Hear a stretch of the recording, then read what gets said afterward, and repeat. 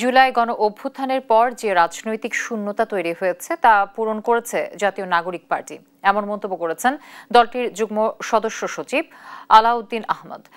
শুক্রবার বিকেলে এনসিপির নিবন্ধন ও শাপলা কলি প্রতীক অর্জনে আনন্দ মিছিল বের করে জাতীয় নাগরিক পার্টি। রাজধানীর রামপুরা এলাকা থেকে শুরু হয়ে গুলশানের নতুন বাজার গিয়ে শেষ হয় মিছিলটি। মিছিল শেষে সংক্ষিপ্ত সমাবেশে বক্তারা বলেন, জাতীয় নাগরিক পার্টির নেতৃত্বেই এগিয়ে যাবে আগামীর বাংলাদেশ। আমাদের বিপ্লব এখনো শেষ হয়ে যায়নি।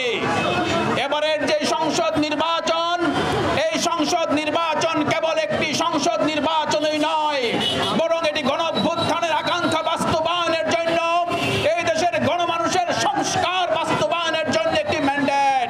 বাংলাদেশে জুলাই গণঅভ্যুত্থানের পরে যে রাজনৈতিক শূন্যতা তৈরি হয়েছে, সেই শূন্যতাকে পূরণ করতে জাতীয় নাগরিক পার্টি নাহিদ ইসলামের নেতৃত্বে সারা বাংলাদেশ জুড়ে কাজ করছে।